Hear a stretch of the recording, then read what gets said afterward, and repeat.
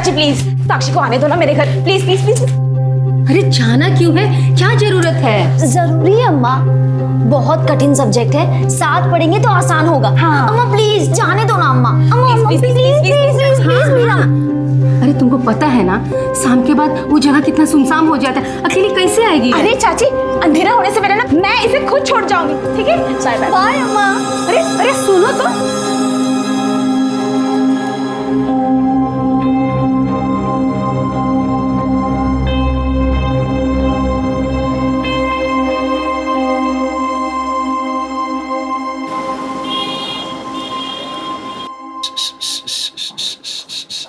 कामा आ गई? साक्षी, साक्षी बेटा। अरे अम्मा अभी तक नहीं आई। आई नहीं मतलब? अरे हमको तो बोली थी कि आ जाएगी, काहे नहीं आई हो अभी तक? अरे हम तुमसे कुछ पूछ रहे हैं, जब देखो तब फोन में लगे रहते हो। अरे अम्मा इतना हल्ला क्या कर रही हो तुम? रश्मि के वहां गई है ना, आ जाएगी। अब फोन दो हमारा, जब देखो तब राई का पहाड़ बना देती हो, पता नहीं क्यों। बाहर गई, आ जाएगी, बोला ना एक बार। अरे ये रैली की सफलता का श्रेय आप सभी कार्यकर्ताओं को जाता है। सिर्फ आप लोगों की वजह से ही ये रैली सफल हो पाई है। आप सब लोगों को हम दिल से धन्यवाद करना चाहते हैं। धन्यवाद। विनीता ठाकुर, विनीता ठाकुर, विनीता ठाकुर।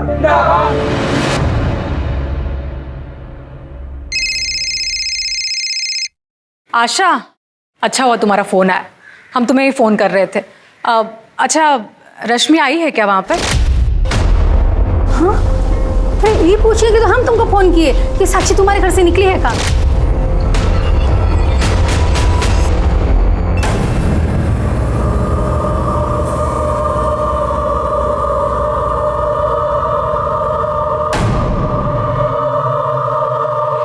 नमस्कार, आदाब। क्राइम पेट्रोल सतर्क के आज के एपिसोड में मैं अनूप सोनी आप सबका स्वागत करता हूं।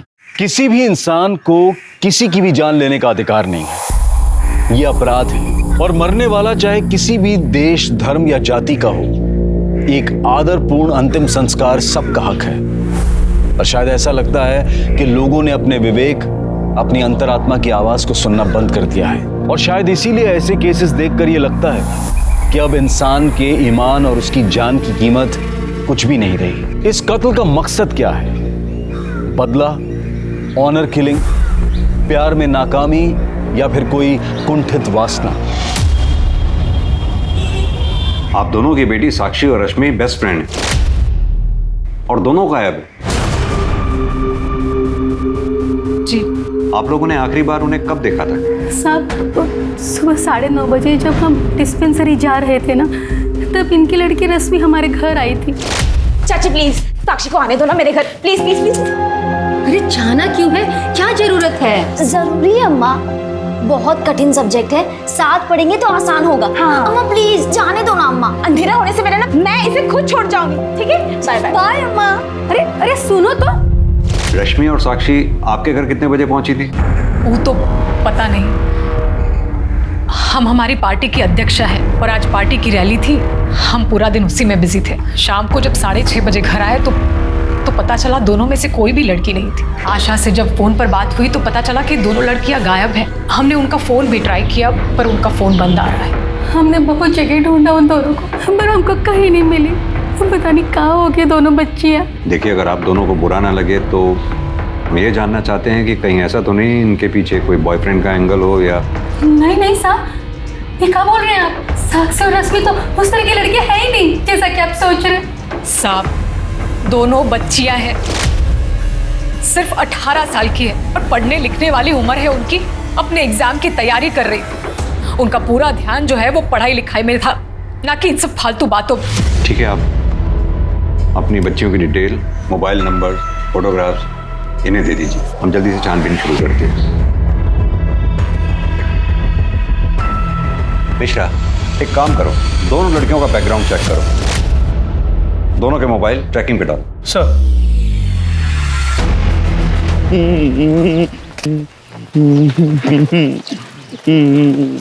और चाचा, मेरी ना शादी है, आप भी आना। इधर आ। मैं ना तुम दोनों के पास ही आने वाला था। मैं ये टॉफी देना थी तुमको, ये लो। मेरी ना शादी है, आना। अबे ऐसी कौन सी लड़की है रे जो तेरे जैसे भोंदू से शादी करेगी यार? भोंदू मत बोलो। हाँ तो वापस टॉफी तुम भी दो, मत आना शादी में, मैं नहीं बुलाऊंगा तुमको। नीरज, क्या हुआ? बारिश में क्यों खड़ा है? ये दोनों मुझे भोंदू बोल रहे थे। हाँ, मेरी ना शादी होने वाली है आज परी से। अरे वाह, सच्ची में तेरी शादी है? हाँ, एक बहुत सुंदर परी है और अम्मा तो उस परी को शादी के लिए तैयार भी कर रही है। आप आना, हम अम्मा से बोल के आपके लिए साड़ी लेंगे। हाँ चल अभी घर चल, बारिश बढ़ जाएगी। आजा।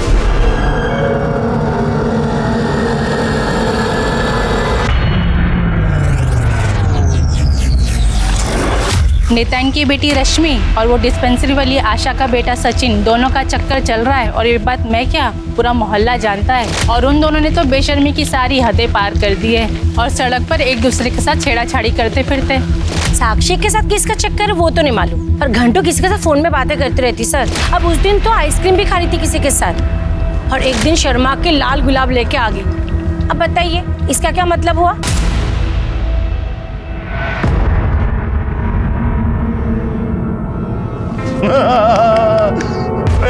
हमने पहना दी, अभी तुम पहनाओ। हाँ चलो पहनाओ ना, पहनाओ नहीं तो हमारी माला ले लेंगे। हाँ गुस्सा काहे हो रहे हो? पहनाएगी, शर्मा रही है वो। बहू चल तू भी माला पहना ले। पहनाएगी पहनाएगी। शादी हो गई, हमारी शादी हो गई, हम दूल्हा बन गए, हम दूल्हा बन गए। अम्मा वो सुहागरात भी अभी। अरे बेटा सुहागरात रात को होगी। रात नहीं, रात को नहीं होगी सुहागरात, अभी हो गया। अभी होगी सुहागरात। अरे बेटा गुस्सा काहे हो रहे? सुहागरात होगी पर रात को। अभी होगी और अब तो अभी करना है। सर, पूछताछ में पता चला कि साक्षी वर्मा के भाई सचिन के साथ रश्मि का अफेयर चल रहा था। और साक्षी? तो साक्षी का किसी के साथ अफेयर चल तो रहा था, मगर वो कौन है ये नहीं पता। एक काम करो, पता करो इस बारे में, और ये सचिन वर्मा को भी थाने बुलाओ पूछताछ के लिए। सर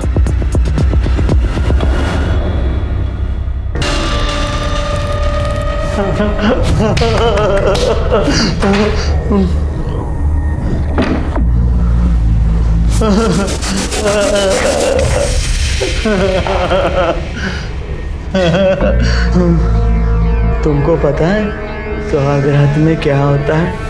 मुझको पता है। हाँ मैं बताऊं? पहले ना मैं तुम्हारा घूंघट उठाऊंगा।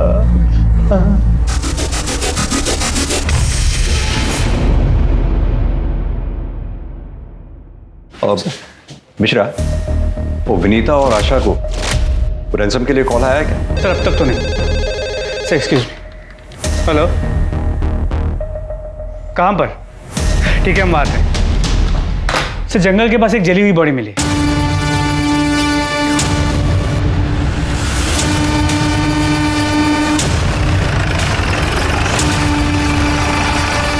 पीछे हो जाओ।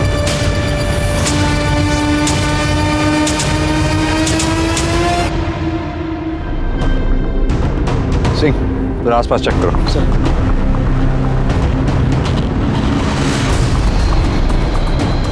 सर बॉडी जितनी जली हुई है पहचान पाना बहुत मुश्किल है। सिर्फ पैरों का एक छोटा सा हिस्सा बचा है, वो भी शायद इसलिए क्योंकि पैरों तक पहुंचने से पहले आग बुझ गई होगी। जाहिर सी बात है कि कातिल नहीं चाहता था कि लाश को कोई पहचाने। आसपास ना कोई आई कार्ड, फोन या पर्स मिला है, और सर कोई मर्डर वेपन भी नहीं मिला। पैरों को देखकर लग रहा है कि लड़की की उम्र को ज़्यादा नहीं रही होगी। मुझे डाउट है कि कहीं ये लाश रश्मि या साक्षी में से किसी की ना हो। एक काम करो, दोनों माओं को बुलाओ लाश को आइडेंटिफाई करने के लिए। सर देखिए बॉडी बुरी तरह जल चुकी है, पहचान पाना मुश्किल है। सिर्फ पैर बचे, अगर आप लोग देख के पहचान सकते हैं तो ठीक है, वरना डीएनए टेस्ट करने पड़ेंगे। ये हमारी साक्षी नहीं हो सकती। अब सर हमारा और रश्मि का सर सर हमारा अफेयर चल रहा था। ये बात हमें पता है, आगे बोल। रश्मि को आखिरी बार कब देखा? जिस दिन दोनों गायब हुई उसी दिन सर सुबह 10 बजे साक्षी और रश्मि दोनों रश्मि के घर के लिए सर निकले थे।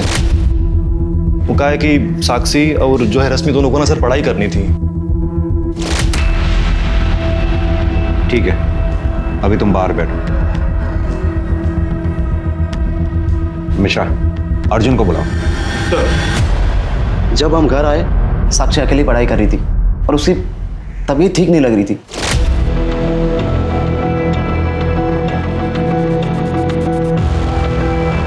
सर हमने उसी टाइम सचिन को फोन किया, लेकिन उस टाइम फोन नॉट रीचेबल दिखा रहा था। फिर हमें प्रकाश याद आया तो हमने साक्षी का फोन लिया और उसके फोन से उसके बॉयफ्रेंड प्रकाश को कॉल किया। उसके बाद हमने और प्रकाश ने जैसे तैसे करके साक्षी को ऑटो में बिठाया और वो वहां से ले चला गया। फिर उसके बाद मैंने कभी साक्षी को देखा ही नहीं। सर हमें उस दिन अर्जुन का फोन क्यों नहीं लगा ये तो हम नहीं जानते हैं। प्रकाश को तुम पहले से जानते थे? नहीं सर। ठीक है, तुम जा सकते हो।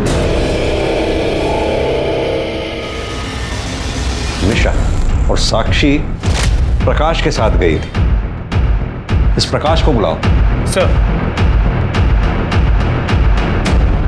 अम्मा स्वागत करने दो ना, अम्मा करने दो ना स्वागत, अम्मा स्वागत करना है अम्मा। 2 दिन से वही करे जा रहा है। जा जाकर भर के जा। कट्टी अम्मा करने दो स्वागत।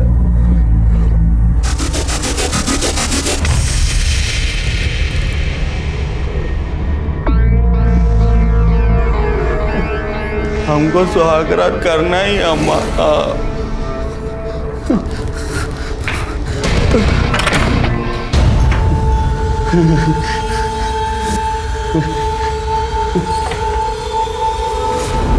तूने रश्मि के घर से साक्षी को अपने ऑटो में बैठाया, उसे उसके घर छोड़ने के लिए, लेकिन साक्षी अपने घर नहीं पहुंची। क्यों? सर हो सकता है वो जो हादसा हुआ है उसके कारण। कौन सा हादसा? सर रश्मि के घर से हम 5 किलोमीटर निकले ही थे कि कहाँ घुसे जा रहे हो भैया? अरे माने सर फिर जब हमको होश आया हम देखे सर वो तीनों लोग जा चुके थे और हमारा पर्स, मोबाइल, पैसा सब एकदम सही सलामत था। ऑटो भी सही सलामत था सर। फिर हम देखे साक्षी भी नहीं थी, वो भी जा चुकी थी। तो हमको लगा कि साक्षी को होश आ गया होगा और वो अपने घर चली गई होगी। तो फिर हम भी घर चले गए सर। साक्षी घर पहुंची नहीं पहुंची, तूने उसकी सूद लेने की कोशिश नहीं की? नहीं सर, ऐसा नहीं है कि हमने कुछ कोशिश नहीं किया। हमने फ़ोन किया साक्षी को पर उसका फ़ोन ऑफ था और हम उसके घर के आसपास नहीं जा सकते थे ना सर। अगर साक्षी की अम्मा को पता चल जाता तो और बड़ा बवाल हो जाता। तो सर हम ऑटो चलाते हैं इसलिए सर। पर ऐसा नहीं है कि हम कुछ किए नहीं, हम उसको SMS किए पर कोई वहाँ से जवाब नहीं आया। साक्षी फ़ोन नहीं की। तूने बताया कि उन्होंने तेरे ऊपर रॉड से हमला किया, लेकिन मुझे तो कहीं चोट के निशान नजर नहीं आ रहा। सर ऐसा नहीं है कि बहुत बड़ा घाव हुआ था, थोड़ा सूजन आया था पर अभी ठीक है सर। थोड़ा हल्का दर्द होता है बस। चल तेरी बात पर अगर मैं भरोसा कर भी लूं तो कुछ तो तूने नोटिस किया होगा। वो कैसे लोग थे, किस तरह के कपड़े पहने थे, बाइक का कलर क्या था, नंबर प्लेट, कुछ तो नोटिस किया होगा। या तेरी ये याददाश्त भी चली गई उसके साथ? सर कुछ याद नहीं आ रहा है सर। याद दिलाऊं? सर थोड़ा याद है सर। 2 मोटरसाइकिल में थे। एक मोटरसाइकिल में सर 2 लोग बैठे हुए थे। जिसमें 2 लोग थे ना, उसके पीछे नंबर प्लेट पे 5 आखिरी वाला अक्षर 5 था, वो बड़े में लिखा हुआ था सर। और एक मोटरसाइकिल में एक आदमी बैठा हुआ था, उसका कलर वो स्लेट सिल्वर। हाँ सिल्वर ग्रे। हाँ जो भी है सर। और वो बड़ी भारी सी गाड़ी थी सर। वैसे वो करूज थी सर। वो करूज थी, वो अभी नई आई है। Cruise bike. बस सर हमको इतना ही याद है। तूने साक्षी को मार डाला, जला डाला और हमारे पास ये चोट लेकर आ गया ताकि हम तेरी बात पर भरोसा कर लें। सर हम साक्षी से प्यार करते हैं सर। झूठ बोल रहा है। साक्षी आखिरी बार तेरे से मिली थी, उसके बाद से साक्षी गायब है। उसकी सुध लेने के बजाय तू अपने घर चला गया और घर जाकर मैसेजिंग कर रहा है। सर ऐसा कुछ भी नहीं हुआ सर। ठीक, लेके जाओ इसे अंदर। सर हम साक्षी से बहुत प्यार करते हैं सर। सर हम सच बोल रहे हैं सर, कुछ नहीं किया सर। मिश्रा, वो तीनों नकाबपोश, सिल्वर ग्रे कलर की बाइक और वो नंबर प्लेट जिसका आखिरी अक्षर 5 है, ब्रॉड लिखा हुआ है, तीनों के बारे में पता करो और इसके call records, mobile location record सब निकलवाओ।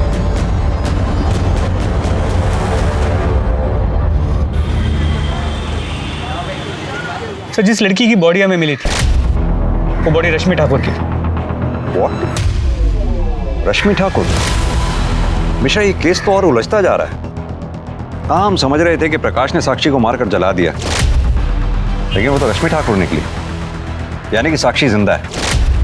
हमें जल्द से जल्द साक्षी तक पहुंचना होगा, इससे पहले कि उसके साथ कोई अनहोनी हो जाए। और हाँ, रश्मि ठाकुर की माँ विनीता ठाकुर को इन्फॉर्म कर दो। जी सर। और सर, रश्मि की पोस्टमार्टम रिपोर्ट से ये पता चला है कि उसकी मौत सर पे घाव लगने की वजह से हुई थी। और सर, ये भी पता चला है कि वो सेक्सुअली एक्टिव थी। इनफैक्ट मरने से पहले उसने किसी के साथ सेक्स किया था।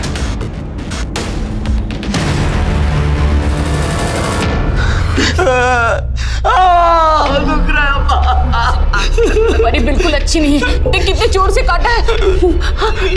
हम ना उसे अपने घर नहीं रहने देंगे, कहीं भगा देंगे। वो परी कहीं नहीं जाएगी।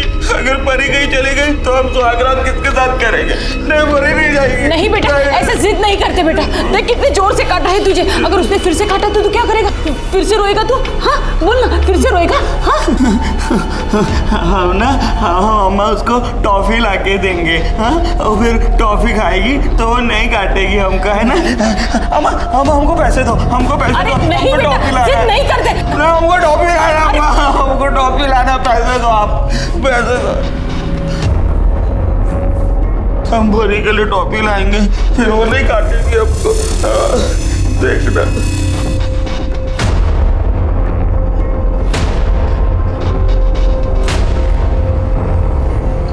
इसका कुछ न कुछ इलाज करना पड़ेगा। अब सीधी तरह से बता कि तूने रश्मि को क्यों मारा? क्योंकि रश्मि की पोस्टमार्टम रिपोर्ट के मुताबिक कि मौत से पहले उसके साथ सेक्स हुआ था। सर, बलात्कार किया था उसका, रेप किया था उसका। सर हम दोनों का अफेयर चल रहा था, ठीक है? तो सर हमारे बीच में सेक्स होता था। सर हम कसम खा के बोल रहे हैं सर, हमने उसे कभी फोर्स नहीं किया सर, कभी जबरदस्ती नहीं की सर। उस दिन भी सर हम लोग घर ही में सेक्स किए थे और फिर मैं वहां से निकल गया था सर। कहाँ के लिए निकला? वहां से सर याद आया? मेघा से मिलने गए थे सर। कौन मेघा? सर पास ही के गांव में रहती है, हमारी एक और गर्लफ्रेंड है हमारी। ओ, तो मुद्दा ये है क्योंकि रश्मि को जब मेघा के बारे में पता चला, लड़ाई झगड़ा हुआ, उस लड़ाई झगड़े में तूने रश्मि को मार डाला, लाश को ठिकाने लगा दिया। तेरे मोबाइल के लोकेशन रिकॉर्ड के मुताबिक तो उसी एरिया में एक्टिव था जहां से हमें रश्मि की लाश मिली। मेघा के घर का रास्ता भी वहीं से गुजरता है जहां पे आपको रश्मि की लाश मिली थी सर। सही, डालो इस लॉकअप में। देखिए सर, क्या रश्मि की हत्या और साक्षी की गुमशुदगी किसी झूठ का नतीजा थी? यहां कौन सच बोल रहा था और कौन झूठ बोल रहा था, यह पुलिस अब तक नहीं समझ पाई थी। लेकिन साक्षी के साथ क्या हुआ था, वो थी कहां? प्रकाश जिसने साक्षी को आखिरी बार जिंदा देखा था, उसकी कहानी भी वैसे विश्वास करने लायक नहीं थी। इस सच को जानने के लिए पुलिस ने प्रकाश के बयान के हिसाब से उन बाइक वाले हमलावरों को खोजना शुरू किया। मैं परी को टॉफी दूंगा ना, तब वो मुझे सुहागरात बनाने के लिए मना नहीं करेगी। अबे चल साले, कुछ भी बकवास कर रहा है। परी सुहागरात, परी तुझे ही मिलेगी क्या? कसम से परी है वो मेरी। हम रोज सुहागरात मनाते हैं। वो भी पूरे कपड़े। धीरज, ये क्या बकवास किया जा रहा है? हाँ, और मिलिंद तू या खड़ा रहकर चुपचाप सुन रहा है? बताओ तेरी माँ को। अरे काकी, मैंने उससे कुछ पूछा ही नहीं, वो अपने आप ही बक रहा है कुछ भी। धीरज ऐसी गंदी बातें नहीं करते और ऐसे झूठ नहीं बोलते हैं। मैं झूठ नहीं बोल रहा हूँ, सच बोल रहा हूँ। वो पत्नी है मेरी, मैं रोज सुहागरात मनाता हूँ उसके साथ। ये देखो, उसने मुझे काटा। हमने जब अम्मा को कहा ना उसने काटा, तो अम्मा बोली वो गंदी है, उसको भगा देंगे। मैं उसको टॉफी दूंगा, देखना, पर वो ना नहीं कहेगी।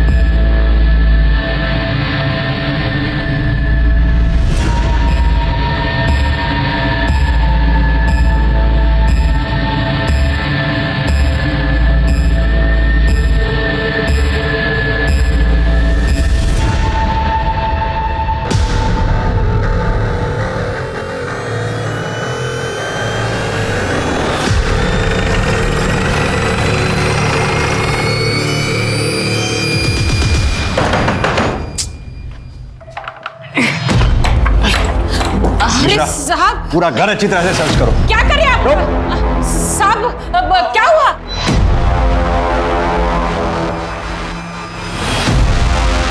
मिश्रा, साक्षी, साक्षी, तुम ठीक तो हो? स्मिता जी, फौरन हॉस्पिटल भिजवाओ उसे। अम्मा हमारी परी को रोको ना, इनको अम्मा बोलो ना, ये हमारी परी है। परी, अम्मा हमारी परी है वो। सर, घर के पीछे कपड़े मिले। मिश्रा, कपड़े फौरन फॉरेंसिक के लिए भेजो और इन माँ बेटों को थाने लेके चलो। साहब ये क्या कर रहे हैं आप? साहब हमारी बात का विश्वास करो, वो लड़की खुद हमारे घर पे भूखी प्यासी आई थी। हमने उसे रहने के लिए घर दिया, खाना दिया, लेकिन उसकी नजर ना हमरे धीरज पर थी। हम उसे घर से बाहर निकालने ही वाले थे। क्या बोल रही हो अम्मा? कुछ भी झूठ बोल रही हो अम्मा, झूठ बोल रही है, जो भूल गई है हमको ना। हमारी परी जो है वो रास्ते पर मिली थी अम्मा। तो चुप कर, चुप, आवाज नहीं। अरे तुम क्यों डर गए धीरज? अम्मा को डांटा, तुम्हें थोड़ी डांटा है। बात सुनो, धीरज बहुत अच्छा बच्चा है। कहाँ मिली थी बेटा परी तुम्हें? परी से मिलना है ना? हाँ, परी ना हमको वो वहाँ रास्ते पर मिली थी, जहाँ हम खेलने जाते हैं ना, वहाँ पर। चल मेरी गाड़ी, टिक टिक टिक, चल मेरी गाड़ी। 1 मिनट गाड़ी, तुम इधर रुको। हाँ लगा।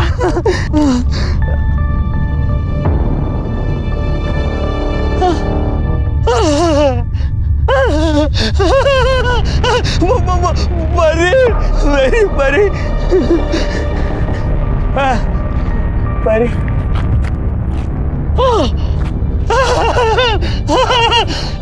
ये तुम तो बिल्कुल मेरे सपनों की परी जैसी हो।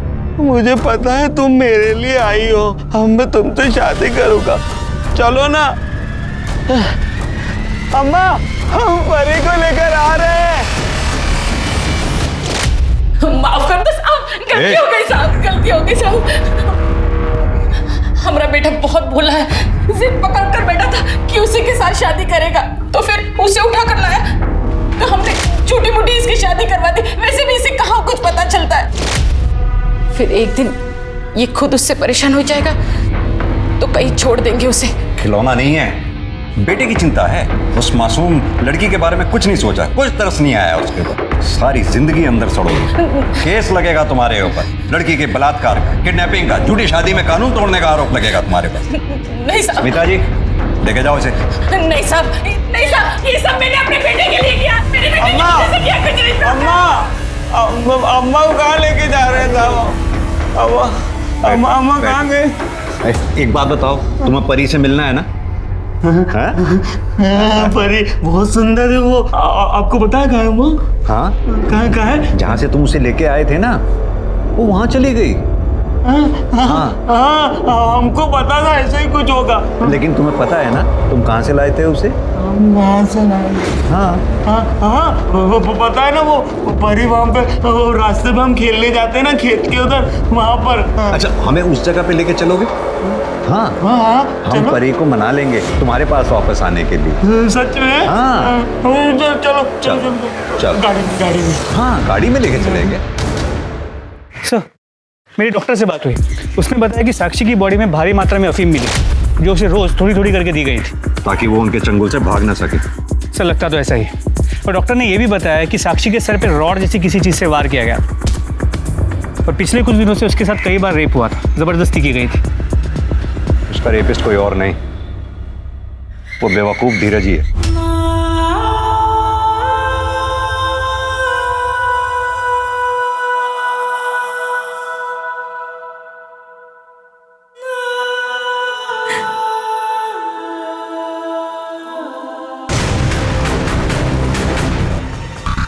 कहाँ है बेटा? अंदर अंदर अंदर, बस ये इधर इधर इधर।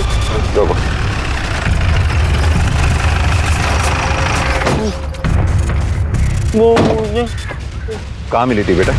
वो मुझे ना वहाँ ये इधर इधर इधर नहीं, इधर नहीं। वहाँ मिली थी परी मुझे। परी, ये तो खून के धब्बे हैं मिश्रा।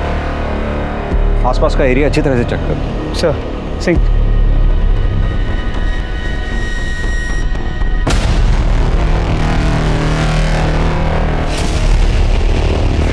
परी मिली मेरी परी। मिल जाएगी बेटा, मिल जाएगी। सर ये रॉड मिला, देखिए खून के धब्बे भी हैं। यानी कि इसी रॉड से साक्षी पे वार किया गया। रॉड को फॉरेंसिक के लिए भेजो। इसमें मिलने वाले फिंगरप्रिंट्स धीरज और प्रकाश के फिंगरप्रिंट से मैच करा के देखो। हो सकता है इन दोनों में से किसी एक का काम हो। और साथ ही ये भी पता करना होगा कि उस दिन रश्मि के घर में क्या हुआ था, या फिर उस दिन ऑटो में क्या हुआ था, जो अभी तक हमें नहीं पता।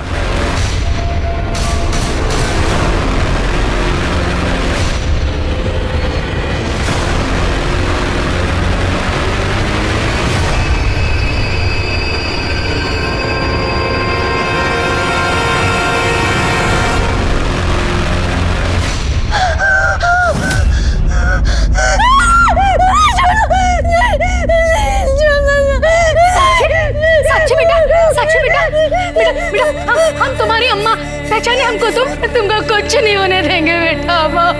हम हैं तुम्हारे साथ। बहुत दर्द हो रहा है, हमारे साथ जबरदस्ती किया। तुमको बहुत तकलीफ हो रही है ना, हम हैं ना तुम्हारे साथ, तुमको कुछ नहीं होने देंगे। हमेशा तुम्हारे साथ रहेंगे।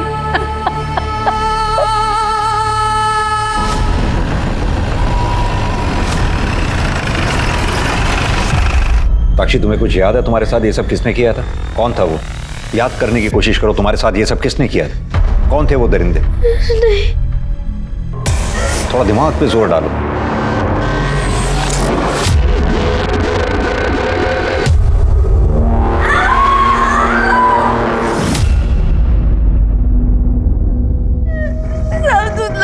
दिख रहा है। सर आप इन पर प्लीज प्रेशर मत डालिए, वरना इनकी तबीयत और ज्यादा खराब हो सकती है। मिश्रा, साक्षी के कपड़ों और मेटल रॉड से जरूर हमारे हाथ कुछ ना कुछ लगेगा। फॉरेंसिक वालों से कहो जल्द से जल्द रिपोर्ट भेजें। और हाँ, पता करो वो 2 बाइक्स किसकी हैं। सर। हाँ तो अक्षय, ये बताओ तुम्हारी silver grey colour cruise bike crime scene पे देखी गई है, कैसे? सर उस दिन हम पूरा दिन विनीता मैडम से रैली में ही थे और फिर शाम में हम उनके साथ घर आए थे। एक बात बता, तेरी बाइक खुद ब खुद चलती है क्या? नहीं साहब, वो मेरी बाइक तो सर्विस के लिए गई हुई थी ना। उसी दिन सुबह सर्विस सेंटर से आई थी, तो हम उसको चला के देखे तो कुछ खराबी कर रही थी वो बाइक। तो हम दोबारा उसको सर्विस सेंटर देने लगे, तभी रैली में जाने का टाइम हो गया था। तो हम बाइक फिर मैडम के घर पे लगा दिए। बस साहब उसमें पूरा दिन चला गया और सब फिर पता चला कि रश्मि जी गायब हो गए। बाद में उनका डेड बॉडी मिला। बस उसी में ये सब अफरा तफरी में बाइक का तो हम भूल ही गए। हम तो अभी तक उसको छुआ भी नहीं है। बाइक अभी मैडम के घर में ही लगा हुआ है। मिश्रा, इसकी बाइक सीज करो और इस सर्विस सेंटर वाली कहानी में कितनी सच्चाई है पता करो। सर अक्षय की सर्विस सेंटर वाली कहानी सच तो है, लेकिन इस कहानी में गड़बड़ है। कैसी गड़बड़? सर सर्विस सेंटर से विनीता जी का घर 2 किलोमीटर की दूरी पे, लेकिन सर्विस सेंटर में जो बाइक के किलोमीटर्स नोट किए गए थे और विनीता जी के घर पे बाइक के किलोमीटर्स जो हमने नोट किए, उससे पता चला कि इस बीच बाइक 17 किलोमीटर चली। यानी कि 15 किलोमीटर की गड़बड़ है। प्रकाश जो बोल रहा है, अगर हम उसको एक पल के लिए सच माने तो विनीता जी के घर से वो जगह जहां प्रकाश पे हमला हुआ था 5 किलोमीटर की दूरी पे है। यानी कि बाइक विनीता जी के घर से 5 किलोमीटर गई और 5 किलोमीटर वापस आई, तो हो गए 10 किलोमीटर। और जैसा कि तुमने बताया कि सर्विस सेंटर से विनीता जी का घर 2 किलोमीटर की दूरी पे है, तो हुए 12 किलोमीटर। अब कहानी समझनी है 5 किलोमीटर की कि ये 5 किलोमीटर बाइक किसने चलाई। और सर मेटल रोड पे जो फिंगरप्रिंट्स मिले थे वो धीरज और प्रकाश के फिंगरप्रिंट से मैच नहीं करते। सर ये फॉरेंसिक रिपोर्ट। सर साक्षी के कपड़ों पे 2 लोगों की सीमेंट ट्रेसेस मिले, मतलब रेप एक आदमी ने नहीं 2 लोगों ने किया। मिश्रा एक काम करो, साक्षी के कपड़ों से जो सीमेंट के सैंपल मिले हैं वो धीरज, प्रकाश, अर्जुन, इन तीनों के सीमेंट से मैच करा के देखो और हाँ रिपोर्ट जल्द से जल्द मंगवाओ। Sir excuse me. हेलो, हाँ बोलिए।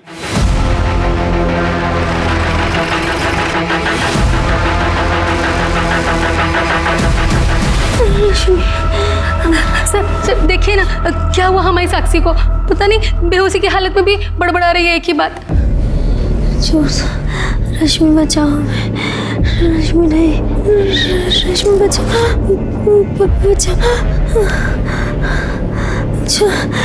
छोड़ दो हमें।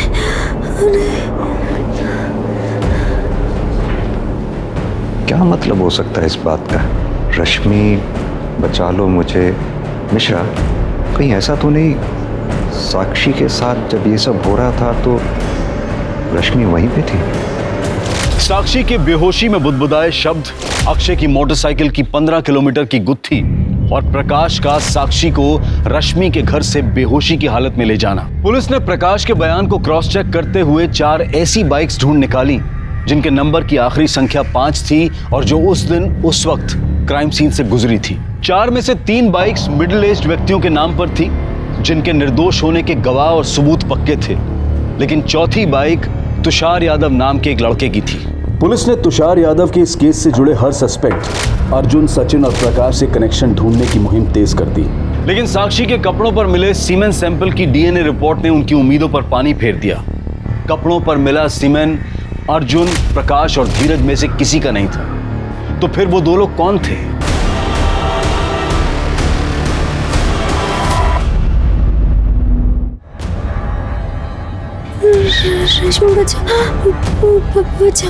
साक्षी के बेहोशी में बुदबुदाए हुए शब्दों को आधार बनाकर पुलिस ने तीनों सस्पेक्ट्स अर्जुन, सचिन और प्रकाश के घर की तलाशी लेने की ठानी।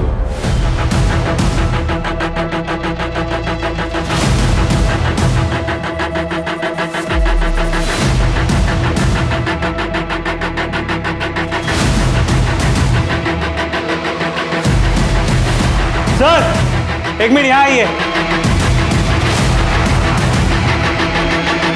सूखे हुए खून के धब्बे। मिश्रा, फॉरेंसिक वालों को फोन करो। सर।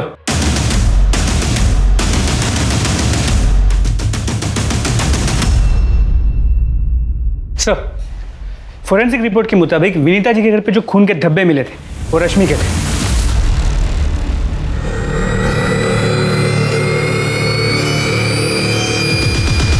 तुम लोगों के fingerprints, call records, mobile location records, blood samples, Sakshi के कपड़ों पे मिले सीमेन सैंपल, यहां तक कि वो रॉड जैसे साक्षी के सर पे वार किया गया था, सब सबूत हैं हमारे पास तुम लोगों को लंबा अंदर करने के लिए।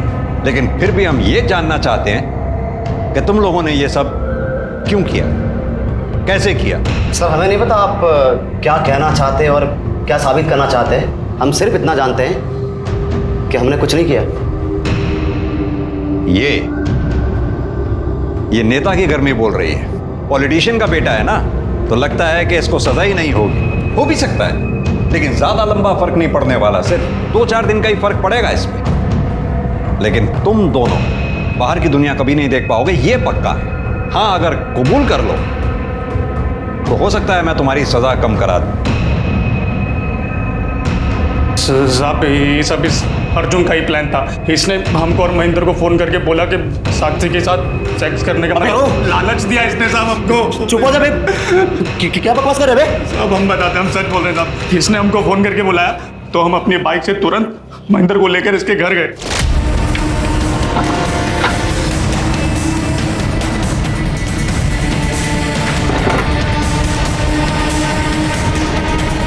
उसके बाद हमने प्रकाश को फोन किया और बोला कि उसकी तबीयत ठीक नहीं है, और बोला कि उसको घर छोड़ दे। तो प्रकाश आया और उसे ले गया।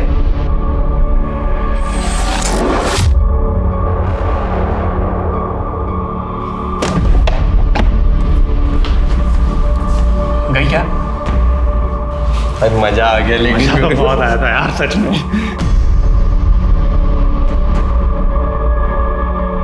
अबे यार, अबे गलती कर दी हम। उसको ऐसे छोड़ दिया, अगर वो पुलिस स्टेशन चलेगी तो? अबे ये तो बहुत बड़ी प्रॉब्लम हो जाएगी। अबे उसे रोकना होगा यार, नहीं तो हम पकड़े जाएंगे भाई। चल एक सेकंड, हम ना अपने कपड़े बदल के आते, नहीं तो वो प्रकाश हमको पहचान लेगा। मैंने घर से रॉड ली और अक्षय की बाइक लेकर निकला। तुषार और महेंद्र तुषार की बाइक से आए और प्रकाश के ऑटो के पीछे गए। कहाँ घुसे जा रहे हो भैया? और उसके बाद घर आ गए। क्यों किया? वो लड़की उस ऑटो वाले के साथ लगी हुई थी। नहीं, क्या कमी थी हमें? उस ऑटो वाले के लिए उसने हमें मना कर दिया। साक्षी, क्या तुम भी हमसे? अर्जुन प्लीज, हम किसी को पसंद करते हैं। ये बात हमें बर्दाश्त नहीं हुई और हमने उससे बदला लेने की ठान ली। मैं बताता हूं तेरे में क्या कमी थी। तो आदमी जरूर है पर इंसान नहीं। लड़की ने प्यार में मना क्या किया, अपने इन दो दोस्तों से उसका बलात्कार करवा दिया। नहीं, जब उसने मना किया तो हम अपने रूम में चले गए थे। थोड़े टाइम बाद वापस आए और देखा तो अकेली पढ़ाई कर रही थी। तो हमने सोचा कि एक बार फिर से बात करके देख ले। साक्षी, साक्षी, हमारी बात तो सुनो। जो हमने तुमसे कहा है तुम उसके बारे में एक बार सोच के तो देखो। अरे वो ऑटो रिक्शा वाला तुम्हें क्या दे सकता है? वो तुम्हारे लायक नहीं है। हम तुमसे बहुत प्यार करते हैं साक्षी। वो ऑटो वाला ना तुमसे लाख गुना अच्छा। वो तुम्हारी तरह लड़कियों को प्यार में फंसा के उनके साथ टाइम पास नहीं करता, समझे? और अगली बार अगर हमें छुआ ना तो हम प्रकाश से कह देंगे और वो तुम्हें मतलब तुम हमको धमकी भी दे रही हो तो उस ऑटो रिक्शा वाले की? हाँ, है वो ऑटो वाला। खुद की मेहनत से खुद का पेट पालता है। तुम्हारी तरह नहीं अपने माँ के पैसों पे अय्याशी कर रहा है। एक पैसा कमाने की औकात नहीं है। औकात देखेगी हमारी? हमने 1 घंटे में उसे उसकी औकात समझा दी। तो ये है मिश्रा वो 5 किलोमीटर का चक्कर। उन 15 में से बचे 5 किलोमीटर इसने अपनी बहन की लाश को ठिकाने लगाने में खर्च किए। दरअसल हम साक्षी को मारना चाहते थे, जो बच गई। और रश्मि तो गलती से मर गई। खुद की बहन को मार डाल। उसकी सहेली साक्षी का इन 2 भेड़ियों से बलात्कार करवा दिया। मिश्रा, इन पे ऐसी दफाएं लगाना कि बाहर की रोशनी देखना इनके नसीब में ही ना हो।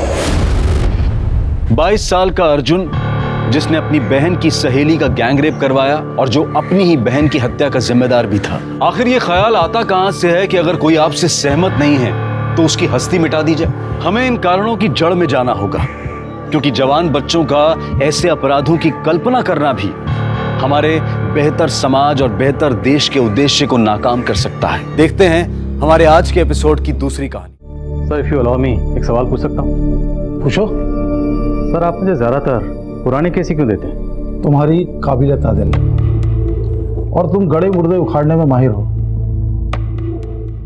केस फाइल कहती है कि मिसिंग केस है। ये बच्चा पुनीत MDM स्कूल का स्टूडेंट था। 7 मार्च 2019 से स्कूल से मिसिंग है। 7 मार्च मतलब सर 4 महीने पुराना केस है। सिर्फ 4 महीने पुराना आदिल। इस बच्चे की फैमिली के स्ट्रॉन्ग पॉलिटिकल कनेक्शन है, ऊपर से प्रेशर बहुत आ रहा है। ठीक है सर, मैं केस स्टडी करता हूँ और आपको अपडेट करता हूँ। चल सर। मनीष सर, गड़े मुर्दे उखाड़ने एक बार फिर से। सर, एक बात बोलूं, इस केस को आप मेरे ऊपर छोड़ दीजिए। अगर ज़रूरत पड़ेगी तो आपसे सलाह मशवरा करता रहूँगा। ठीक है, मुझे अपडेट करते रहना सर।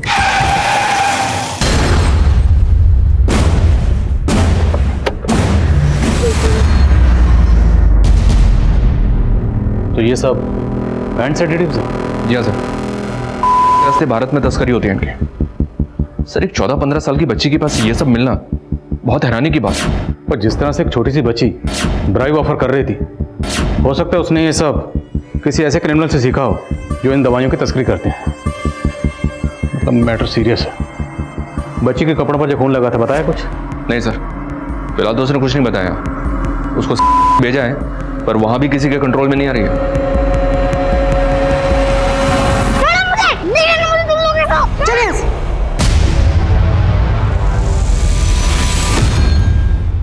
ये लो, पानी पी लो। अच्छा सॉरी, अब मैं कभी गुस्सा नहीं करूँगी, कभी नहीं, पक्का। शांत हो जाओ। क्या निर्मला जी, सब अभी तक दोस्ती नहीं कर पाई आप? वैसे नाम क्या बताया इसने? इसने नाम नहीं बताया अपना, अपने पेरेंट्स का भी नाम नहीं बताया। ये भी नहीं बता रही है कि इसका घर कहाँ है। क्या नाम है आपका? निशी। अब मुझे जाने दोगे?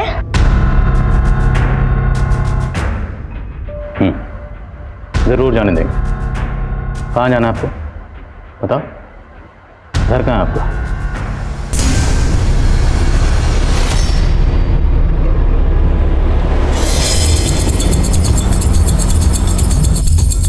हटो हटो, आइए सर। निशी बख्तियारपुर की रहने वाली है? जी सर, लेकिन निशी ने वहाँ का कोई एड्रेस नहीं बताया। निर्मला जी निशी से बात करते रहिए, हो सकता है वो कुछ और बताए। तब तक मैं इसकी तस्वीर बख्तियारपुर पुलिस से शेयर करता हूँ, हो सकता है वहाँ से इसके बारे में कुछ इन्फॉर्मेशन मिले।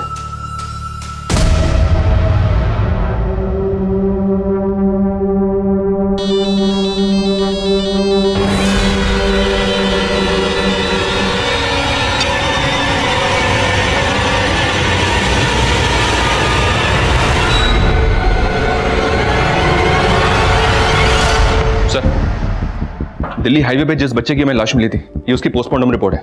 सर, रिपोर्ट में चौंकाने वाली बात यह है कि उस बच्चे के ब्लड में हमें वैसे ही सेडेटिव के ट्रेसेस मिले हैं जो हमें निशी के बैग में मिले थे। तो मतलब निशी का इस बच्चे से कोई ना कोई ताल्लुक जरूर है, या फिर इसके कत्ल से। बच्चे की मौत कब हुई? सर, रिपोर्ट के हिसाब से बॉडी मिलने के 1-2 दिन पहले, मतलब 5 दिन पहले। और निशी भी हमें 5 दिन पहले ही मिली थी। जी हाँ सर, लेकिन सर फिलहाल ये पता नहीं चल रहा है कि बच्चा है कौन।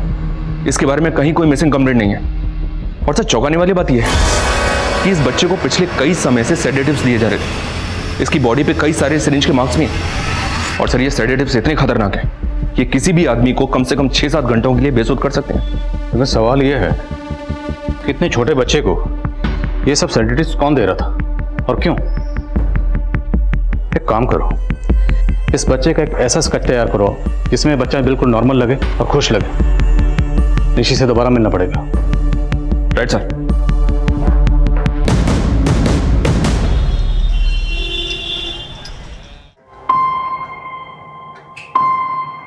निशी, बेटा पुलिस अंकल आपसे कुछ बात करना चाहते हैं।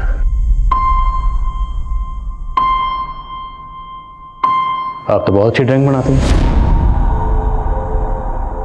हमने भी आपके लिए एक स्केच बनवाया। दरअसल हमें एक बच्चे के बारे में पता चला। देखिए,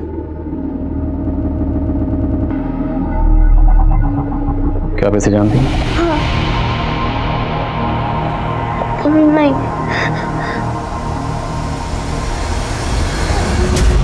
सर, मैंने इस बच्चे की फोटो अपने खबरियों से शेयर की, लेकिन फिलहाल उनसे भी कोई इन्फॉर्मेशन नहीं मिली है कि ये बच्चा किसी बैगर रैकेट से जुड़ा हो। लेकिन निशी का चेहरा साफ साफ बता रहा है कि वो इस बच्चे को पहचानती है। और ये महज इत्तेफाक नहीं हो सकता कि निशी के बैग में जो सेडेटिव्स थे वही सेडेटिव्स इस बच्चे की बॉडी में भी मिले। निशी ने निर्मला जी को बताया था कि वो बैग जिसमें सेडेटिव्स मिले थे वो उसे कहीं पड़ा हुआ मिला था। निशी झूठ बोल रही है, शायद वो हमारे सवालों से बचना चाहती है। Right sir. और इस बच्ची ने कई बार से भागने की कोशिश भी की है। तो जाहिर सी बात है, यहाँ फरीदाबाद में ऐसा कोई तो है जिसके पास ये जाना चाहती है, पर हमें नहीं बता रही है। करेक्ट। एक काम करो, निशी को एक टीम के साथ भेजो, पूरे एरिया का राउंड लगाओ।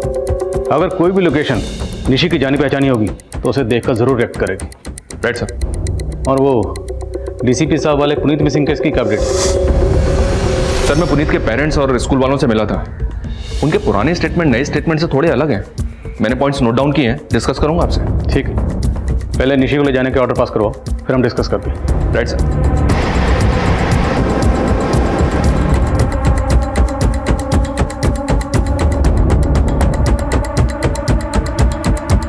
निशी के जवाब उसके हाव भाव से विपरीत थे। आखिर ऐसी क्या वजह थी कि निशी किसी भी बात का स्पष्ट जवाब नहीं दे रही थी? लेकिन उसकी अभिव्यक्ति का एक कलात्मक पहलू भी था और निशी के चित्रों में इसकी झलक देखी जा सकती थी।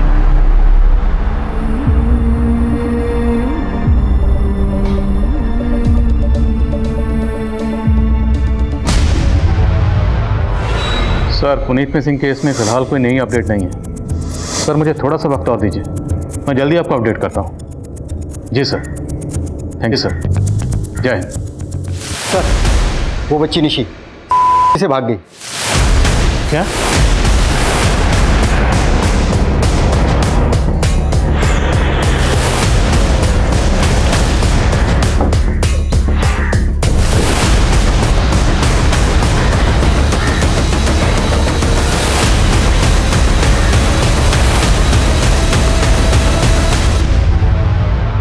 निर्मला जी, ऐसे कैसे हो सकता है? इतनी सिक्योरिटी के बावजूद एक बच्ची यहाँ से गायब हो जाती है और आप लोगों को कुछ नहीं पता? सर, मुझे भी कुछ समझ में नहीं आ रहा है कि ये सब कैसे हुआ।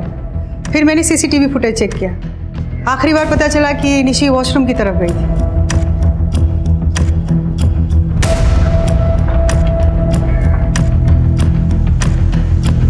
जब काफ़ी देर तक निशी बाहर नहीं आई तो वार्डन ने नॉक किया, लेकिन अंदर से कोई आवाज़ नहीं आई। सर, निशी वॉशरूम की खिड़की जंप करके भागी।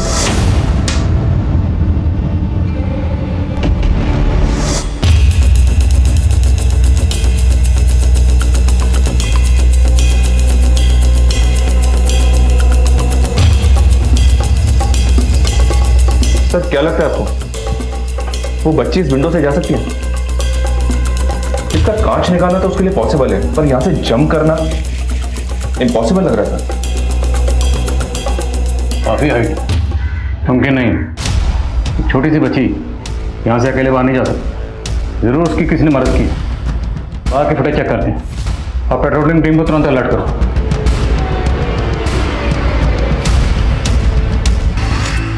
और फिर कुछ देर बाद वो दूसरा आदमी बाहर आया और वो दोनों आदमी उस कार में बैठ के वापस चले गए। हाँ सर, ये विवेक विष्ट नाम का आदमी मुझसे मिलने आया था। आज मैं पहली बार इससे मिली हूँ। क्या काम था इसे? सर, इसने मुझे कल कॉल किया था। बताया बिजनेसमैन है, डोनेशन देना चाहता, इसलिए मैंने आज इसको मिलने के लिए बुलाया था। सर, आज जब ये मुझसे मिलने आया तो मैंने इसे डोनेशन का प्रोसीजर बताया, लेकिन अचानक इसको कोई कॉल आया और ये चला गया। इन दो लोगों का आज यहाँ पर आना और आज ही निशी का भागना, कुछ तो है। निर्मला जी, कॉरिडोर की फुटेज प्लीज। सर, ये लड़की निशी जिस तरह से विवेक को देख रही है, कुछ तो गड़बड़ है। लेकिन फुटेज में साफ दिख रहा है कि इस आदमी ने निशी को भागने में मदद नहीं की। निशी खुद वॉशरूम की खिड़की से कूदकर भागी। फिर भी इन दोनों का यहाँ पर आना और निशी का भागना महज इत्तेफाक है। ये निर्मला जी, इस विवेक को फोन लगाइए। जी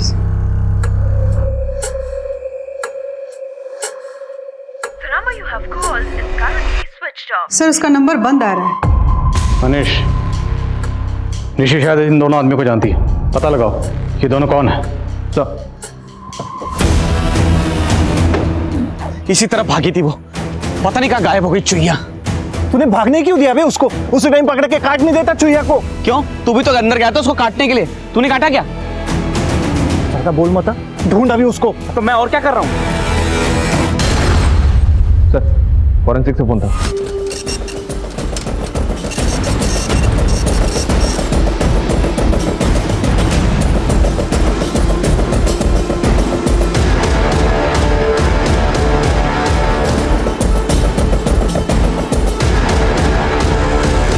सर, निशी ने हमसे भले ही कई झूठ बोले हो, लेकिन एक बात उसने सच बोली है कि वो बख्तियारपुर की रहने वाली है। बख्तियार पुलिस ने उसके फोटो को आइडेंटिफाई किया है। निशी के पास और प्रेजेंट में जमीन आसमान का अंतर है सर। महज 12 साल की उम्र में उसने नेशनल चेस चैंपियनशिप जीती थी। बख्तियारपुर का हर एक बंदा उसको जानता है। इतनी काबिल बच्ची, इतनी काबिल बच्ची बुरे हाल में क्यों है? कौन कौन है बख्तियारपुर में इसका? फिलहाल तो कोई नहीं है सर। निशी की मां को भी मार दिया गया। किसने किया? विनय नाम के इस आदमी ने। ये सुधीर का दोस्त था सर। सुधीर को शक था कि विनय का उसकी बीवी प्रियंका से अफेयर चल रहा है, और इसी बात को लेकर दोनों में झगड़े होते रहते थे। तुम होते कौन हो हमें सही गलत की सीख देने वाले? महीनों महीनों शक्ल नहीं दिखाते और अब आ गए हंगामा खड़ा करने। अरे नहीं आते ना। घिन आती है हमें तुमसे। तुम हमारे बारे में इतना घटिया सोचते हो। और जिस विनय को लेकर सुधीर को शक था सर, उसी विनय ने निशी की मां को मार दिया। तुम? मैं तुम्हें सच में पसंद करता हूँ प्रियंका, और वैसे वो सुधीर ने तुम्हें आज तक दिया ही क्या है। मैं तुम्हें दुनिया की हर वो खुशी दे सकता हूँ जो तुम चाहती हो। बस मेरे और सुधीर के रिश्ते में जहर घोलने की कोशिश मत करो तुम। तुम्हें पता भी है हाँ? तुम्हें पटाने के लिए मैंने कितना पैसा खर्चा किया है? छोड़ो। इस बात को सुनकर सुधीर ने अपना आपा खो दिया और उसने विनय का कत्ल कर दिया। विनय के कत्ल के बाद सुधीर को जेल हो गई और निशी के मामा मामी निशी को और उसकी छोटी बहन को बख्तियारपुर से यहाँ फरीदाबाद लेकर आ गए।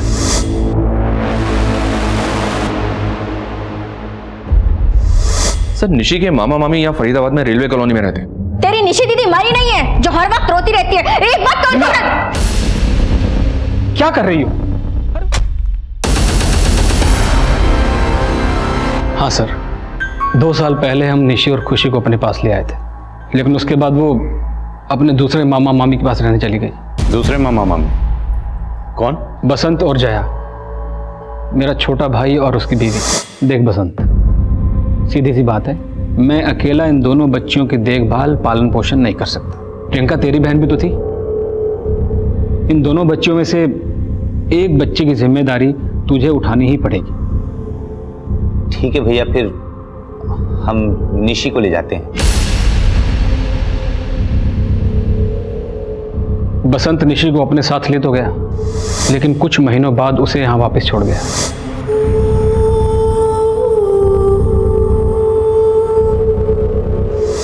तो आखिरकार निशी आप लोगों के साथ ही रह रही थी। अभी निशी कहाँ है? हमने कहा था ना कि पुलिस में रपट लिखा दो, लेकिन आपने हमारी एक नहीं सुनी। यही तो गलती हो गई।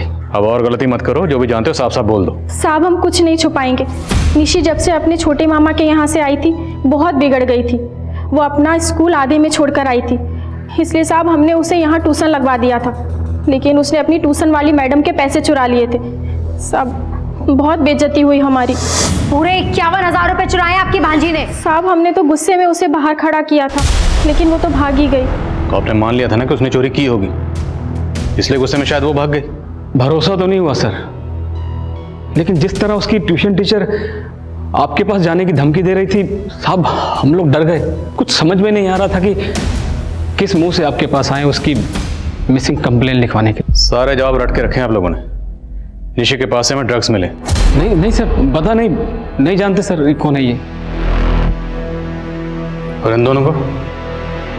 सर हम किसी को नहीं जानते, और हम तो ये सब सुन के खुद हैरान हैं, परेशान हैं कि निशी 2 महीने से आखिर है कहाँ।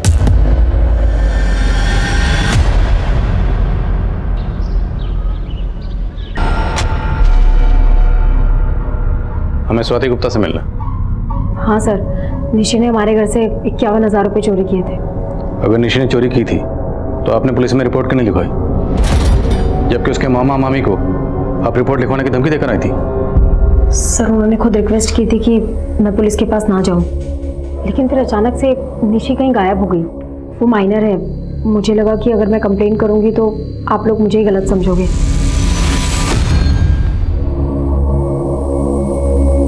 ना जानती हैं? नहीं, मैं इनमें से किसी को नहीं जानती। अरे मैडम, वो ही समझ ना आ रहा कहाँ गायब हो गई वो। तुझे पता है ना, अगर वो पुलिस के हाथ लग गई तो क्या होगा? अरे सब मालूम है मैडम जी, इसलिए तो कह रहा हूँ बोरिया बिस्तर बांधो और गायब हो जाओ। सर इन दोनों आदमियों की फोटो मैंने अपने खबरों से शेयर की। इन दोनों के बारे में ना तो कोई इन्फॉर्मेशन मिल रही है और ना ही इनका कोई क्रिमिनल रिकॉर्ड। लेकिन ये 2 लोग एक फेक आईडी का नंबर इस्तेमाल करके निर्मला जी से मिलने जाते हैं डोनेशन के सिलसिले में, और जिस दिन ये दोनों वहाँ जाते हैं उसी दिन निशी भी गायब होती है। सर ऐसा भी तो हो सकता है ये निशी के मामा मामी उस बच्चे को और इन दोनों आदमियों को जानते हो, पर हमसे सच छुपा रहे हैं। निशी के बड़े मामा मामी से तो मिल लिए, छोटे की क्या अपडेट है? छोटे मामा को फ़ोन किया था मैंने, वो मुंबई में ही है। भैया पुलिस ने फ़ोन किया था मुझे। ये क्या मुसीबत पैदा कर दिया आपने? बसंत, मुसीबत वो तेरी थी जिसे मेरे पल्ले बांधकर तू मुंबई भाग गया। फालतू बकवास मत करिए भैया। अब ये बताइए कि इससे निपटे कैसे? मुझे नहीं पता, तू देख। निशी के फादर सुधीर जिस जेल में है वहाँ कांटेक्ट करो। मुझे लगता है हमें एक बार निशी के बारे में उसके फादर से ही बात करनी चाहिए। Right sir. सर निशी का पता चल गया, उसका एक्सीडेंट हुआ था। लोकल पुलिस ने उसको सिटी हॉस्पिटल एडमिट किया था, उन्हीं से इन्फॉर्मेशन मिली है। ऑफिसर उस एक्सीडेंट में बच्ची को ज़्यादा चोटें तो नहीं आई, लेकिन बच्ची बहुत सदमे में थी, जिसकी वजह से बेहोश हो गई। बच्ची को होश कब तक आ जाएगा? बहुत जल्दी। लेकिन एक बात है। कहिए। हम बच्ची को एग्जामिन कर रहे थे तब हमने नोटिस की, दरअसल बच्ची के प्राइवेट पार्ट्स पर कुछ पुराने घावों के निशान हैं। कुछ इन्फेक्शन भी था जो अभी तक क्योर नहीं हुआ है। आई फील कि बच्ची को काफ़ी समय तक मोलेस्ट किया जा रहा था। मोलेस्ट? यस। उसके घावों को देखकर तो यही लगता है कि यही कोई 4-5 महीने पुराने होंगे। 4-5 महीने पहले निशी अपने मामा बसंत के साथ रह रही है, तो जहाँ भी है उसे हाजिर करो। अब इस सवाल का जवाब वही देगा। Right sir. सर हमें बिल्कुल भी अंदाज़ा नहीं था कि निशी के साथ इतना सब कुछ हो रहा था। लेकिन उसकी तकलीफ के कुछ तो साइन होंगे, उसके बिहेवियर में कुछ चेंजेस आए होंगे। प्रियंका दीदी के साथ तो उसे हमेशा खुशी देखे थे, लेकिन अपनी माँ की मौत के बाद उसके गुमसुम रहने की कई वजह थी। एक तो उसके पापा उससे दूर हो गए, दूसरा हमारी मजबूरी के कारण निशी और खुशी को अलग रहना पड़ा। जिस दौरान निशी आपके साथ रह रही थी उसी दौरान उसके साथ कोई दुष्कर्म कर रहा था। आपको पता होना चाहिए कौन था? सर हमें बिल्कुल अंदाजा नहीं था, और निशी तब स्कूल जाने के अलावा कहीं बाहर जाती भी नहीं थी। कौन से स्कूल में पढ़ती थी? MDM स्कूल में। लेकिन सर निशी स्कूल में ठीक से परफॉर्म नहीं कर पा रही थी। कई बार उसके स्कूल से शिकायतें भी आ रही थी कि निशी का ध्यान उसके पढ़ाई में नहीं था। गलती हमारी थी सर, हम निशी की तकलीफ समझ ही नहीं पाए। और फिर मेरी मुंबई में नौकरी लग गई और मैं उसे जयेश भैया के यहाँ छोड़ आया। और निशी स्कूल जाने से बहुत कतराती थी। निशी ने स्कूल जाना कब बंद किया था? उसको जयेश भैया के घर छोड़ने से करीब 10-12 दिन पहले। मनीष, निशी MDM स्कूल जाती थी और DCP सर ने हमें जिस पुनीत नाम के बच्चे का केस सौंपा है वो भी MDM स्कूल का स्टूडेंट था, राइट? हेलो पुनीत। हाय निशी। जी हाँ सर, ये वही स्कूल है। और पुनीत 7 मार्च से लापता है। 7 मार्च। और निशी ने स्कूल जाना बंद किया 9 या 10 मार्च से।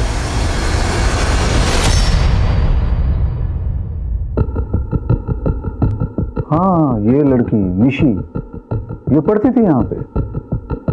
बात क्या है? इसने अचानक से स्कूल आना बंद कर दिया, वो भी पुनीत के गायब होने के 2 दिन बाद से। बता सकते हैं क्यों? नहीं, मैं एक बात समझ नहीं पा रहा हूँ। आप पुनीत को लेके बात कर रहे हैं या इस बच्ची को लेके बात कर रहे हो? अब तो दोनों बातें होंगी सर। सबसे पहले तो आप ये बताइए, कहीं ऐसा तो नहीं कि निशी की मोलेस्टेशन की वजह इसी स्कूल से जुड़ी है? नो, इट्स इम्पॉसिबल सर, यहाँ ऐसा कुछ नहीं हो सकता।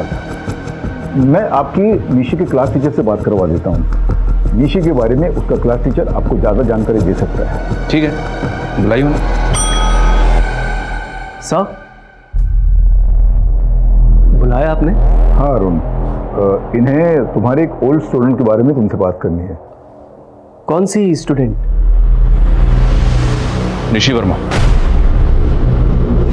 निशी के बयान के बाद पुलिस ने कन्या भ्रूण हत्या से जुड़े इस रैकेट का पर्दाफाश किया। जावेद और मौर्या के साथ एक मुदिता नाम की औरत को भी गिरफ्तार किया गया जो मिलकर ये अपराध कर रहे थे, लेकिन उन लोगों का निशी के मॉलेस्टेशन में कोई हाथ नहीं था। और निशी की आप बीती जान पाना अब उसके किसी अपने के ही बस की बात थी, इसलिए पुलिस ने कोर्ट की परमिशन लेकर निशी के पिता की निशी से मुलाकात करवाई। निशी,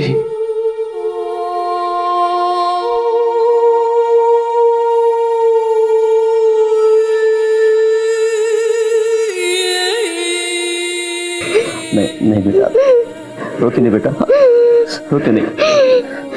तुम्हारे सबसे बड़े गुनहगार हम ही है बेटा। हमने तुमसे तुम्हारी माँ को छीन लिया, तुम्हें और खुशी को छोड़कर दूर चला गया।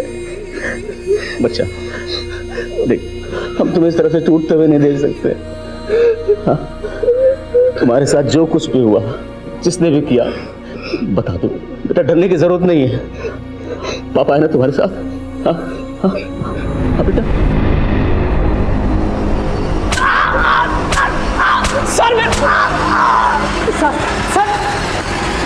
सर मुझे जानबूझ के इसमें फंसाया जा रहा है, फ्रेम किया जा रहा है मुझे। सच बोल दे, वरना तेरी फोटो फ्रेम करवा कर इसी थाने में टांग दूंगा। सर वो लड़की झूठ बोल रही है। वो झूठ क्यों बोलेगी? तेरा नाम क्यों लिया उसने? बोल। सर वो लड़की क्लास में बहुत इनडिसिप्लिन थी। मैं उसे समझाने की कोशिश करता था, बुरा लगता था उसको। शायद इसी बात का बदला निकाल रही है सर मुझसे। फिर डंडा दोबारा चला ना तो शायद 2 मिनट बाद तो कुछ और बोलेगा। सिर्फ उसके कहने से तो मैं दोषी साबित नहीं हो जाता। आप मेरा बैकग्राउंड चेक करवा लीजिए, अगर आपको मेरे खिलाफ कोई भी सबूत मिलता है ना, आप जो सजा देंगे मुझे मंजूर है सर। माना निशी को मोलेस्ट किया जा रहा था, लेकिन निशी हमसे भी लगातार झूठ बोलती आ रही है और अपने क्लास टीचर के बारे में झूठ बोल रही है, सच बोल रही है, इसका पता लगाना वाकई बहुत मुश्किल है। भले निशी के क्लास टीचर के खिलाफ हमारे पास कोई सबूत नहीं है, पर निशी ने एक लंबी चुप्पी के बाद अपने क्लास टीचर का नाम लिया, और अब अगर निशी झूठ बोल रही है तो क्या वजह हो सकती है? मनीष, एक काम करो,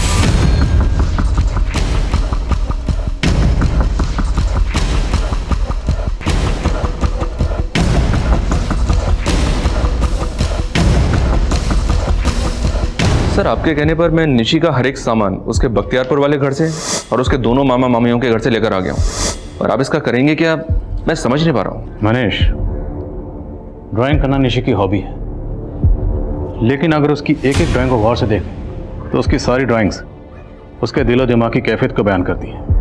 जितनी भी ड्राइंग्स उसने बख्तियारपुर में रहते हुए बनाई हैं, उसकी सारी ड्राइंग्स खुशनुमा है,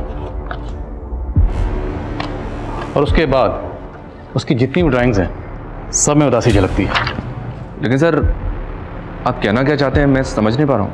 निशी के गुनहगार उसकी इस ड्राइंग में छुपे हुए, और उसके गुनहगार कोई एक नहीं, उसके गुनहगार शायद 5। मतलब उसकी ड्राइंग को गौर से देखो कि गंजा आदमी कौन हो सकता है। अब ये तिलकधारी कौन हो सकता है?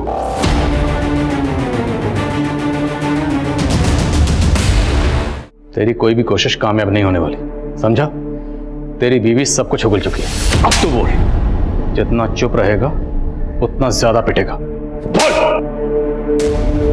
मुझसे गलती हो गई सर। मैंने उस बच्ची का भरोसा तोड़ा है, प्लीज मुझे माफ कर दीजिए सर। बेटा, मैं हमेशा नोटिस करता हूँ अकेले बैठ के ड्राइंग बनाती हूँ। इससे पहले कि वो तेरी काली करतूतों के बारे में अपने मामा मामी को बताती, तुमने अपनी बीवी के साथ मिलकर चोरी का झूठा इल्जाम लगा दी। हाँ, अब ये बोल, तेरे अलावा बाकी 4 कौन थे जिनके बारे में निशी ने तुझे बताया था?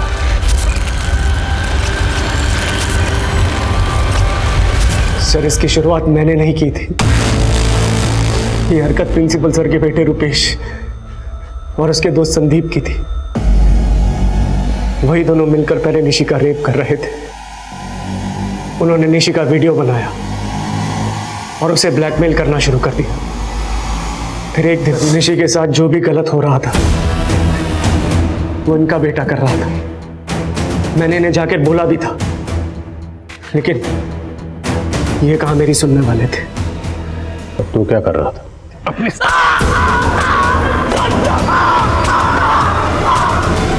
पुनीत के साथ क्या किया? मेरे बेटे के हाथों पुनीत का खून हो गया था। बेटा, सारे पाप करते,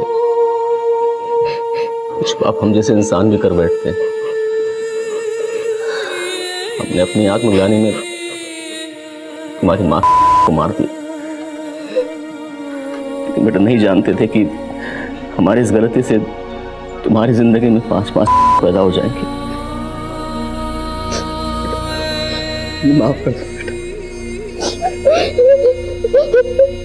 चेस चैंपियनशिप की विक्ट्री मैं अपने पापा को डेडिकेट करना चाहती हूँ, क्योंकि शतरंज के सारे गुण मैंने उन्हीं से सीखे हैं। ये मेरा सच में सपना है कि मैं दुनिया में वो करके दिखाऊं जो आज तक किसी ने नहीं किया। I want to be the best in the whole world.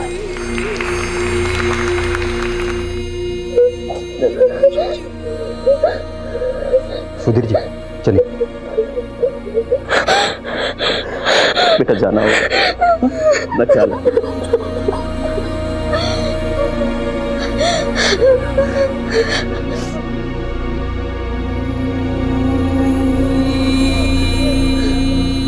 Nishi ने अपनी चुप्पी इतनी देर बाद तोड़ी कि उसके गुनहगारों का गुनाह साबित करना आसान नहीं था। लेकिन निशी की वो ड्राइंग्स अदालत में एक अहम दस्तावेज साबित हुई, और अदालत के फैसले के बाद ये बात काफी चर्चा में थी कि अदालत ने एक बच्ची की ड्राइंग्स को आधार बनाकर उसके गुनहगारों को सजा देकर एक ऐतिहासिक फैसला सुनाया। छोटे बच्चे हमेशा ऐसे क्रिमिनल्स का सॉफ्ट टारगेट होते हैं।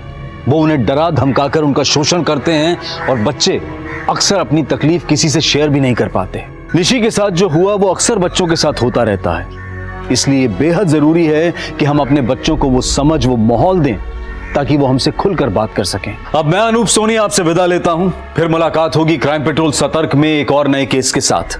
तब तक अपना और अपने परिवार का ख्याल रखें, सतर्क रहें, सुरक्षित रहें और देखते रहें क्राइम पेट्रोल सतर्क। जय हिंद। इस तरह के और भी एपिसोड देखने के लिए हमारे चैनल को सब्सक्राइब करें और बेल आइकन दबाना ना भूलें।